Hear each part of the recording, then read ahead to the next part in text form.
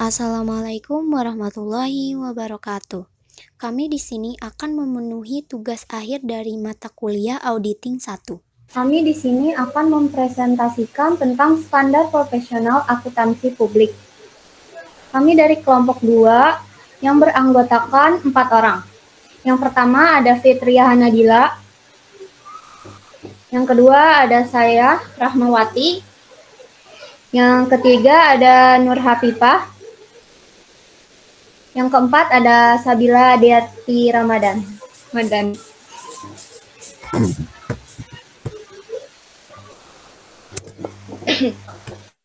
Kami di sini akan membahas tentang pengertian SPAP. Yang kedua, menjelaskan 10 standar.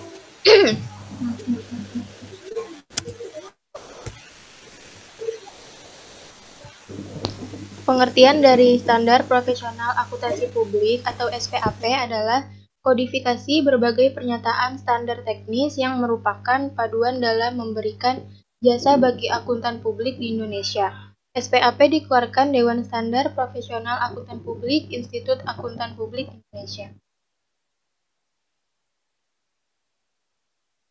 Standar Profesional Akuntan Publik per 1 Januari 2001 terdiri dari 5 standar, yaitu Pernyataan Standar Auditing (PSA), Pernyataan Standar Atestasi (PSAT), Pernyataan Standar Jasa Akuntansi dan Review (PSAR), Pernyataan Standar Jasa Konsultasi (PSJK), dan Pernyataan Standar Pengendalian Mutu (PSPM-SM). Standar auditing merupakan pedoman audit atas laporan keuangan historis. Terdapat 10 standar dan dirinci dalam bentuk pernyataan standar auditing yang ditetapkan dan disahkan oleh Institut Akuntan Publik Indonesia, yang terdiri dari standar umum, standar pekerjaan lapangan, dan standar laporan.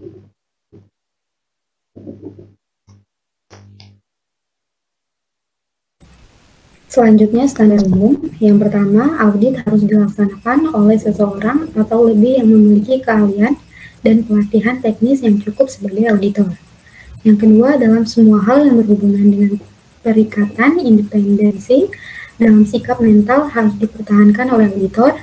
Yang ketiga, dalam pelaksanaan audit dan penyusunan laporan, audit wajib menggunakan kemahiran profesionalnya dengan cermat dan seksama.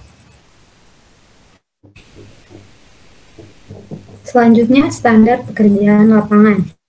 Pekerjaan harus direncanakan sebaik-baiknya dan jika digunakan asisten harus disupervisi dengan semestinya. Yang kedua, pemahaman memadai atas pengendalian intern harus diperoleh untuk merencanakan audit dan menentukan sifat, saat, dan lingkup pengujian yang akan dilakukan. Yang ketiga, bukti audit kompeten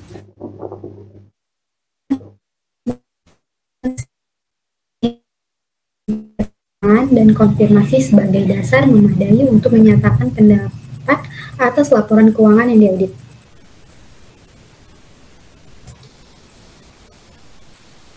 Selanjutnya, standar laporan. Yang pertama, laporan audit harus menyatakan apakah laporan keuangan telah disusun sesuai dengan prinsip akuntansi yang berlaku umum di Indonesia. Yang kedua, laporan audit harus menunjukkan atau menyatakan jika ada ketidakkonsistenan penerapan prinsip akuntansi dalam penyusunan laporan keuangan periode berjalan dibandingkan dengan penerapan prinsip akuntansi tersebut dalam periode sebelumnya. Yang ketiga, pengungkapan informatif dalam laporan keuangan harus dipandang memadai kecuali dinyatakan lain dalam laporan auditor. Yang keempat, laporan auditor harus memuat suatu pernyataan pendapat mengenai laporan keuangan secara keseluruhan atau suatu asersi bahwa pernyataan demikian tidak dapat dibenarkan.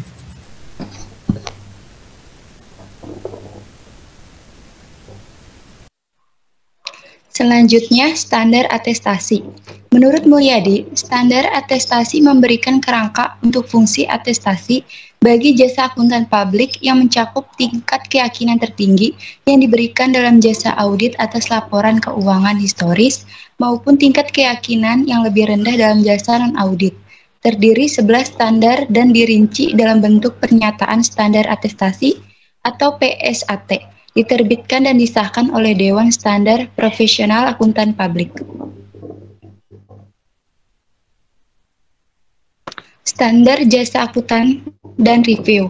Standar ini memberikan kerangka untuk fungsi non-anestesi bagi jasa akuntan publik yang mencakup jasa akuntansi dan review. Dirinci dalam bentuk pernyataan standar jasa akuntansi dan review diterbitkan dan disahkan oleh Dewan Standar Profesional Akuntan Publik.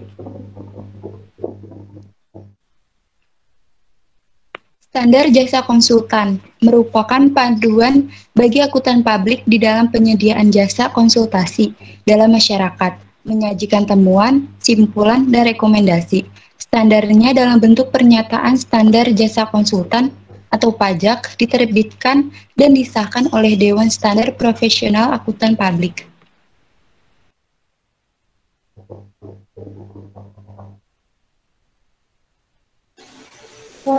Selanjutnya, standar pengadilan mutu merupakan panduan dalam melaksanakan pengendalian mutu jasa yang dihasilkan oleh kantornya dengan mematuhi berbagai standar yang diterbitkan dan disahkan oleh Dewan Standar Profesional Akuntan Publik dan aturan etika Kompartemen Akuntansi Publik.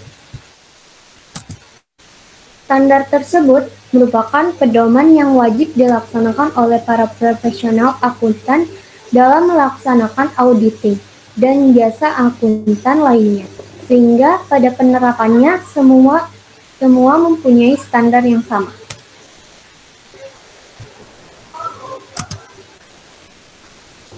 Sekian presentasi dari kelompok kami. Kurang lebihnya mohon maaf. Wassalamualaikum warahmatullahi wabarakatuh.